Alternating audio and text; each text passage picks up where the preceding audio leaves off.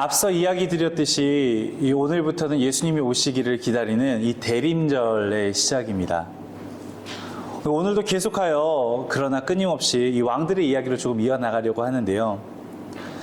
지난주에 우리가 설교 시간에 어떤 왕에 대해서 이야기했죠? 북이스라엘의 누구요? 뭔가 여보 같은 이름이었는데 누구였죠? 네, 여로보암. 예, 북이스라엘의 왕이 되었던 이 여로보암은 이 왕이 된 뒤에 가장 먼저 이 도시를 건설하고 그 다음에 산당을 지었습니다. 여로보암이 금송아지를 세운 것은 이 북이스라엘 백성이 예배하기 위해 예루살렘으로 내려갈까 염려해서였습니다. 이러한 여로보암의 가장 큰 걱정은 백성이 자기를 떠나버리는 것이었습니다.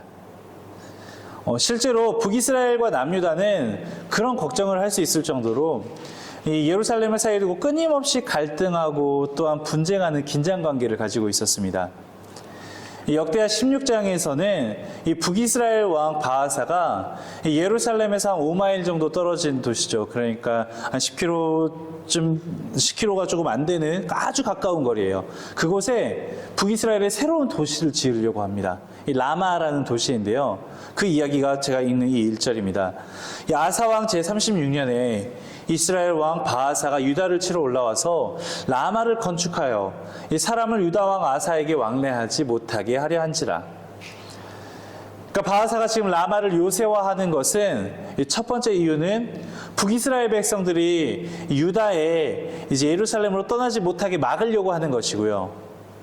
두 번째는 이 남유다를 압박하는 거예요. 그곳에 아주 가까이에 전쟁을 할 수 있는 요새화된 도시가 있으면은 아무래도 전쟁이 만약에 일어났을 때 유리하지 않겠어요?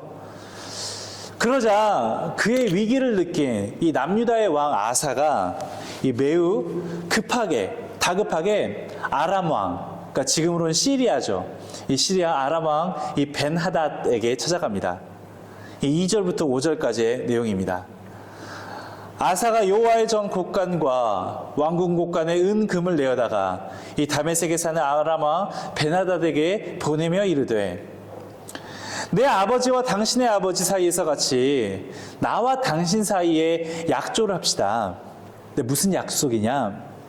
내가 당신에게 은금을 보내노니 와서 이스라엘 왕 바하사가 세운 약조를 깨뜨려 그가 나를 떠나지 말게 하라 하며, 그러니까 북이스라엘과 벤하닷 왕 사이에 있는 약조를 깨뜨려서 그가 북이스라엘이 지금 나를 압박하지 못하게 해주세요라고 하며, 벤하닷이 아사 왕의 말을 듣고 그의 군대 지휘관들을 보내어 이스라엘 성읍들을 치되 이온과 단과 그 다음에 아벨마임과 납달리의 모든 국고성들을 쳤더니 바하사가 듣고 라마 건축하는 일을 포기하고 그 공사를 그친지라. 그러니까 최근 우리나라도 좀 지난주 좀 안 좋은 소식이 있었죠. 정말 이렇게 학수고대하던 이 부산 엑스포 유치가 실패되면서 막 뉴스를 보니까 외교가 굉장히 중요하다고 이야기를 하던데, 여러 강대국들이 몰려 있었던 당시 그 고대 레반트 지역도 지금 우리나라를 이렇게 둘러싼 이런 지정학적 위치처럼 굉장히 외교가 중요할 수밖에 없는 위치였습니다. 왜인지 좀 지도를 좀 같이 볼까요? 당시 이 아사 왕이 당시 근동의 강자였던 이 시리아의 벤하닷, 그 아람 왕 벤하닷에게 도움을 요청하기 위해서 금과 은을 바치면서까지 이 외교를 강화했던 것은 이처럼 이 벤하닷이 원래는 북이스라엘 바로 오른쪽에 초록색이 아람입니다. 그러니까 북이스라엘과 아람이 지금 동맹 관계에 있었어요. 여러분들 앞에서 열심히 싸우고 있는데 뒤에서 누가 뒤통수를 때리면 방어가 안 되겠죠. 그런 것처럼 북이스라엘이 지금 남유다를 놓고 공격을 하기 위해서는 뒤에서 아람이 자신을 쳐서는 안 되는 거예요. 그렇기 때문에 이미 북이스라엘과 아람은 지금 협력관계, 동맹관계에 있었습니다. 그런데 이렇게 아람의 왕이 동맹관계를 갖고 있었기에 남유다로서는 두려움이 생깁니다. 왜냐하면은 북이스라엘 왕 바하사가 유다를 침공할 때 불리하면 벤하닷에게 도움을 요청을 할 수 있고, 길을 내어주면은 당시 가장 강성한 군대를 가지고 있는 걸로 알려진 이 아람의 군대가 북이스라엘 지나 남유다를 함께 침공을 할 수 있는 그런 어려움에 빠질 수가 있기 때문입니다. 그렇게 하면 남유다로서는 북이스라엘과 아람 양쪽에서 진군하는 군대를 도저히 막을 길이 없어집니다. 그렇게 다급했던 아사는 이 베나닷에게 다시금 손을 내밀어 손을 잡는 것이 최선의 선택이라고 하면서 베나닷에게 조공을 바치면서까지 북이스라엘과의 동맹을 끊고 나와 동맹을 맺어줘 하면서 매달린 것입니다. 다행히 베나닷은 이 아사의 요청을 수락했고 그에 맞서 동맹국이었던 북이스라엘을 침공을 하게 됩니다. 그러자 바하사는 하는 수 없이 이 라마를 요새화하는 계획을 포기하고 돌아가게 됩니다. 이때 유다왕 아사가 했던 행동은 언뜻 보면 우리가 생각했을 때 매우 현명해 보입니다. 비록 아까운 은금을 바쳐야 되지만 정말 이렇게 외교적인 관계를 잘 맺어서 강대국인 아람과 화친을 하고 또 위협적인 북이스라엘을 멀리 쫓아냈으니 사실 훌륭한 투자였다고도 생각할 수 있지 않겠습니까? 아사가 선택한 방법이 외교적으로도 매우 뛰어나 보입니다. 그러나 문제는 이것이 하나님이 원하시는 방법이 아니었다는 것이었습니다. 아람 왕 베나닷은 이미 북이스라엘과 동맹관계를 맺고 있는데 그 동맹을 배신하면서 공격을 하죠. 이 한 번 배신한 사람이 두 번 배신 못하겠습니까? 한 번 이렇게 타협을 하면 또 다른 타협도 문제가 되지 않습니다. 이럴 때 아사는 불의하게 약속을 깨는 사람에게 도움을 요청했습니다. 아니, 베나닷이 돈 때문이라면 얼마든지 그럴 수 있는 사람이라는 것을 알고 그렇게 했습니다. 그는 지금까지 자기를 지켜주셨던 절대 변함이 없고 신실하신 하나님을 의지하는 것이 아니라 이 배신을 밥 먹듯이 하는 베나닷을 의지합니다.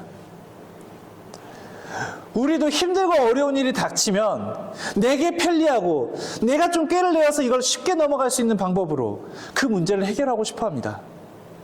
그러나 그것을 과연 하나님의 방법이라고 할 수 있는지 우리는 먼저 물어야 합니다. 우리는 흔히 하나님을 믿는다고 하면서 이 세상적인 방법으로 살아갈 때가 참 많습니다. 하나님은 당신의 백성이 삶의 지침으로 삼고 살아가도록 이렇게 성경이라는 정말 이렇게 훌륭한 지침을 주셨지만 우리는 자꾸만 성경은 다른 데 제쳐놓고 다른 곳에서 최선을 찾으려고만 합니다. 하나님은 오늘 이 아사왕 이야기를 통해서 이 세상에서 최선을 찾고 하나님께 먼저 구하지 않으면은 우리가 불의한 길로 갈 수 있음을 알려주십니다. 지난주에 제가 말씀을 전하면서 내게 주어진 상황과 여건이 내가 원하는 대로 흘러가지 않을 때, 아니 하나님 왜 내가 원하는 대로 흘러가지 않습니까? 불평하기 이전에 아니 하나님께서 나에게 이런 상황을 허락하신 이유가 무엇일까? 하나님의 뜻을 묻는 한 해가 되었으면 좋겠다고 말씀드렸죠. 다들 기억나시죠? 네, 두 분 기억나신 거면 많이 기억나는 건가요? 다들 기억나시죠? 네. 그렇다면 여러분들께 한번 여쭤보겠습니다. 내년 한 해를 바라보는 게 아니라 당장 딱 지난 한 주간을 돌아보았을 때 적어도 지난 설교 이후 딱 그 한 주간 사이에 여러분의 뜻대로 여러분이 원하는 대로 모든 일이 되지 않았을 때 정말 여러분 다른 무엇을 찾기 이전에 말씀과 기도로 먼저 나아가셨습니까? 에이, 하나님 말씀 다 아는데 뭐 바뀌어? 에이, 그냥 내가 기도한다고 뭐가 바뀌어? 그러한 믿음 앞에서 아니 나 신앙생활 이만큼이나 했어. 나 모태신앙이야. 나 목사야. 나 장로야. 나 권사야. 나 집사야. 이러면서 교회 일은 이렇게 흘러가게 돼 있어. 저렇게 흘러가게 돼 있어. 남의 믿음과 하나님의 역사하심마저도 내 잣대로 바라보고 이야기하는 우리의 신앙이 민낯이 아니냐는 것입니다.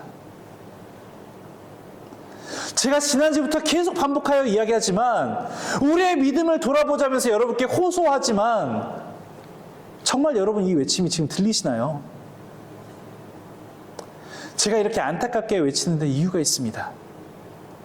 오늘 우리가 읽은 이 성경 속 아사왕이요, 막 처음부터 막 악독해서 막 우상숭배해서 막 세상 자기 멋대로만 살 것 같은 그런 왕이 아니었어요.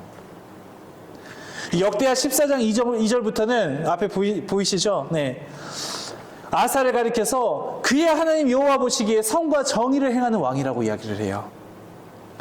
자, 역대하 14장 2절부터 5절을 찾아왔습니다. 한번 함께 눈으로 따라오시길 바랍니다.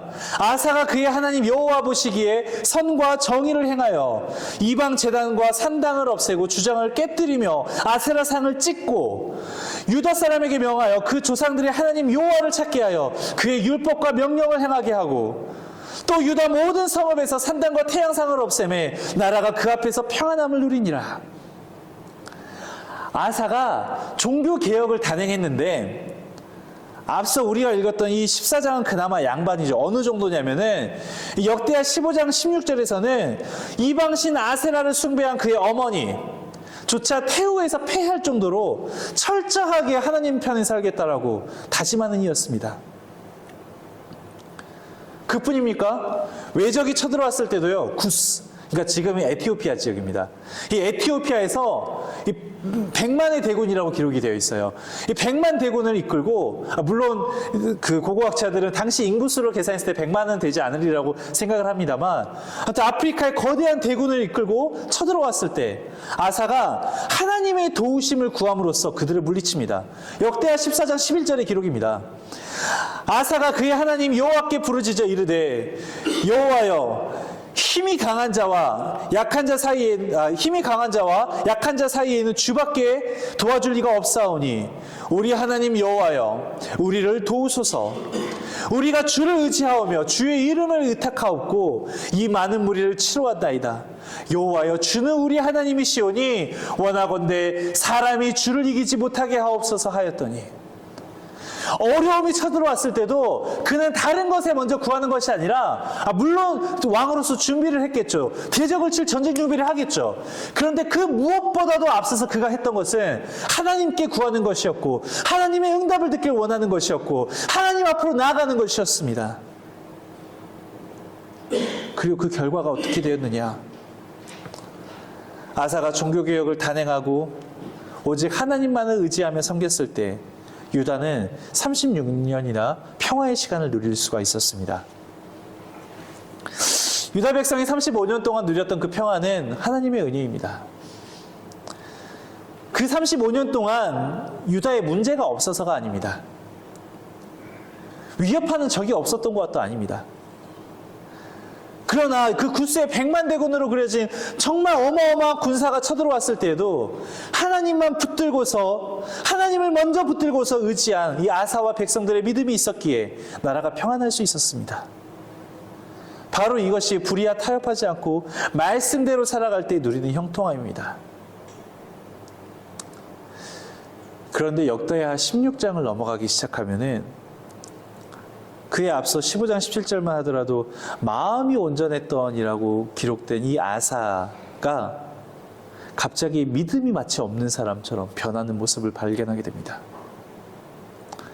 오늘 이 본문을 우리가 함께 읽었지만 그러니까 북이스라엘 왕 바하사의 위협을 느끼고 하나님 앞으로 나아가겠는 것이 아니라 하나님 어떻게 해야 될까요? 기도하는 것이 아니라 아람 왕 베나다드에게 그냥 은금을 내어주며 그의 보호를 받겠다고 결정을 합니다. 구스의 100만 대군이 쳐들어왔을 때도 믿음을 지켰던 아사가 왜 이렇게 변하게 되었습니까? 믿음의 순수성을 잃어버린 것입니다. 이제 먹고 살만해지니까. 아까 정말 김은진 권사님 기도 중에 참 가슴이 울렸습니다. 우리가 받은 은혜를 잊어버린 것은 아닌지. 그가 그렇게 하나님을 매달리고 했을 때 받았던 그 은혜 가운데서 이제는 하나님을 잊어버리고 세상을 의지하기 시작하는 이 아사의 모습이 나옵니다. 참 이상하죠.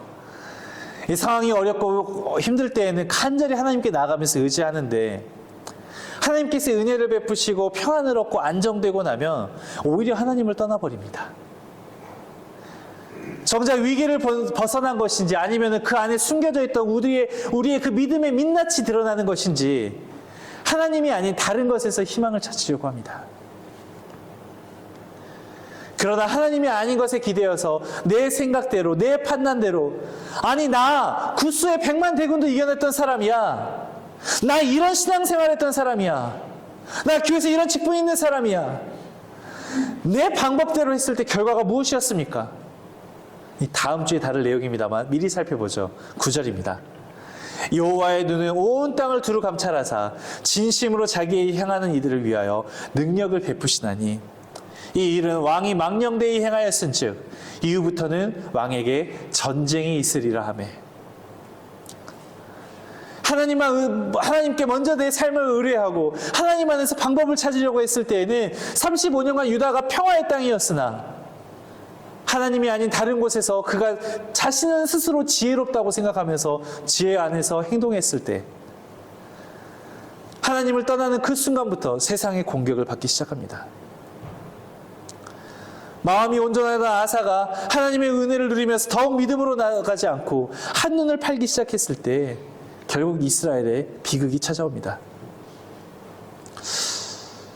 그런데 여러분 진짜 이게 아사를 함부로 저희가 욕하기가 어려워요. 여러분 1 더하기 1이라는 문제를 마주했을 때 자, 제가 문제를 내겠습니다. 여러분 1 더하기 1의 정답을 아시는 분? 네, 손을 내려주세요. 네, 그쵸. 1 더하기 1의 정답은 다 아시죠? 네, 맞습니다. 1 더하기 1의 정답은 2입니다. 그런데 1 더하기 1을 막 고민해가지고 1을 더했을 때 뭐가 될까 막 하면서 하루 종일 막 사색하고 고민하다가 그 다음에 어떻게 될까 막 기도도 해보고 이러면서 2라는 대답을 찾는 분은 많이 안 계실 겁니다. 1 더하기 1 하면 자연스럽게 2라는 대답이 나오죠. 왜요? 너무 많이 반복해왔고 1 더하기 1 하면 자연스럽게 입에서 2라는 대답이 나오는 게 우리의 습관입니다. 내 삶에 어떤 문제가 닥쳤을 때 자연스럽게 계산이 됩니다. 1 더하기 1처럼 이때는 얼마만의 예산이 필요하고 이걸 위해서 어떤 사람의 도움이 필요하고 이걸 위해서 어떤 협조가 필요하고. 그런데 여러분 오늘 말씀 앞에서 우리의 그런 습관들이 조금 변했으면 좋겠다는 겁니다. 내 생각, 내 판단, 내 경험들 먼저 좀 내려놓고 우리 하나님을 좀 먼저 구했으면 좋겠다고요. 내 지식 앞으로 달려가기 전에, 내 장고 앞으로 달려가기 전에 하나님의 말씀 앞으로 달려가 봅시다. 내가 아는 유력한 사람에게 내 사정 이야기하기 하기 전에, 나랑 가장 깊은 관계 속에서 내 문제 안아줄 것 같은 사람에게 이야기하기 전에 기도의 자리로 나아갑시다. 내가 지식이 낮아서요? 내가 아는 게 적어서요? 내가 가진 게 적어서요? 아니요. 내 삶의 가장 크나큰 문제의 정답, 참된 희망은 저 세상이 아니라 오직 예수 그리스도임을 우리가 알기 때문입니다. 믿으십니까? 아멘. 쉽지 않을 수 있어요. 왜냐하면 그동안 내 삶에 수없이 반복되어 1 더하기 1처럼 내 삶에 박혀버린 인과 같은 것들이 세상 속에서 희망을 찾는 것이었거든요. 그러나 여러분, 우리 정말 그런 신앙을 바꿔보는 한 해가 되었으면 좋겠습니다. 우리가 하나님을 믿고 의지할 때 하나님께서는 오히려 내가 세상의 계산으로도 해결하지 못했던 나의 삶을, 나의 가정을 다스리십니다. 당장은 어리석고 험난해 보일지라도 내가 하나님 오래 알아왔지만, 내가 정말 신앙생활 많이 해왔지만 그 자리에서 겸손하게 무릎 꿇고 하나님 붙잡고 말씀 읽고 기도하면서 주님 뜻 구할 때 하나님께서 우리의 삶과 가정과 사업과 직장을 붙들어 주시고 우리를 통해 이 땅을 주의 나라로 이끌어 가실 줄 믿습니다. 그리하여 이 땅이, 그리고 내 신앙이, 내 삶에 희망의 왕이 나셨다라는 기쁨의 소식이 울려 퍼지는 우리의 성탄절이 되기를, 그런 시간을 향해 나아가는 우리의 이 대림절 기간이 되기를 주의 이름으로 축복합니다. 함께 기도하겠습니다. 하나님, 이 아사처럼 어려움 앞에서 우리는 세상을 통해 내 문제를 해결하려고 합니다. 세상 속에서 주의 일하심을 믿는다고 우리는 변명하듯 이야기하지만, 그러나 주님, 내 삶의 문제들과 그 앞에서 나의 신앙을 돌아볼 때 과연 내가 정말 하나님의 말씀을 먼저 찾았는지, 주님께 기도하는 자리에 내가 먼저 나왔었는지 우리의 신앙을 돌아봅니다.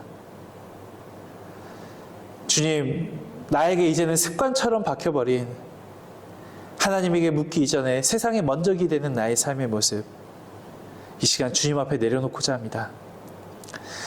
참된 희망과 소망, 오직 주님이심을 고백하는 우리의 대림절이 되게 하옵소서. 예수 그리스도의 이름으로 기도드립니다. 아멘. 다 함께